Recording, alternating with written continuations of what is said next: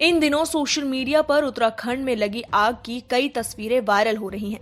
इन तस्वीरों ने लोगों की चिंताएं बढ़ा दी हैं। सोशल मीडिया पर ऐसे कई पोस्ट वायरल हो रहे हैं जिसमें कहा जा रहा है कि उत्तराखंड पिछले 4 दिनों से जल रहा है और सरकार कुछ नहीं कर रही है। साथ ही पोस्ट की गई ये तस्वीरें और वीडियोस इतनी डरावनी हैं, साथ ही ये दर्शा रही हैं कि उत्तराखंड के जंगल किस तरीके से जल रहे हैं।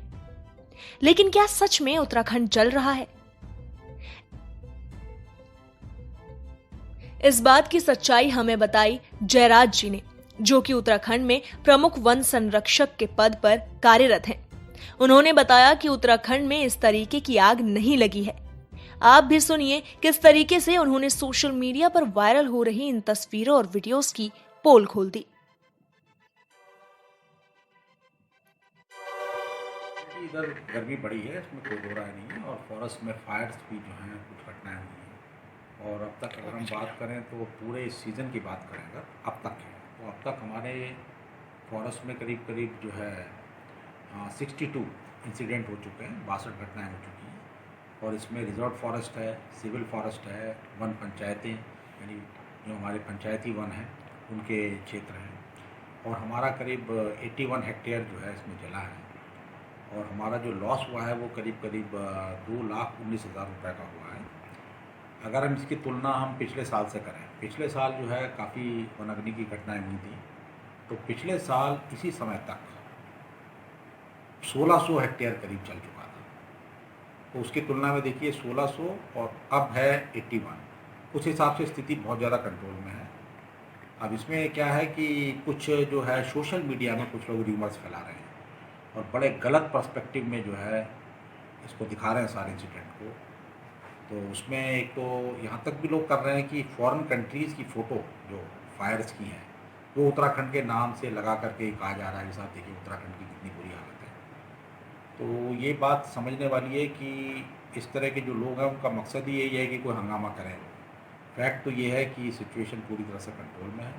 और हमारे यहाँ पे जो समझने वाली जो मेन बात है वो ये कि हमारे यहाँ जो फॉरेस्ट फायर्स हैं वो ज़मीन से चलती हैं, सरफेस पे चलती हैं, कुछ घास जलती है, कुछ झाड़ियाँ जलती हैं, उस तरह का नुकसान होता है। हमारे यहाँ पे पूरा पेड़ जो है जल जाए, जिसको हम क्राउन फायर कहते हैं, क्राउन तक आग पहुँच जाए, ऐसी घटनाएँ नहीं के बराबर होती हैं।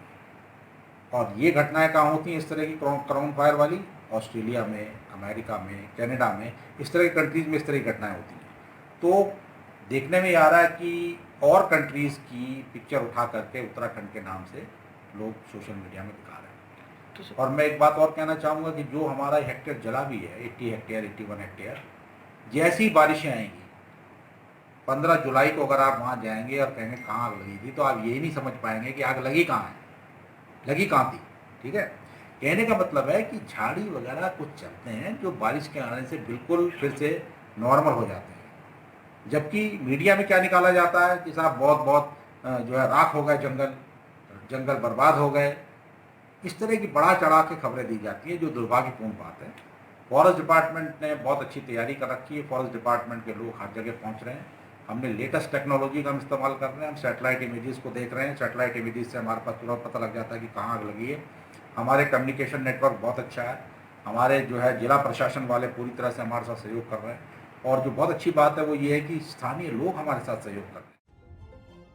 न्यूज़ भी आप सभी से अपील करता है कि सोशल मीडिया पर वायरल हो रही तस्वीरों और वीडियोस की बिना सच्चाई जाने उसे आगे फॉरवर्ड ना करें। News desk.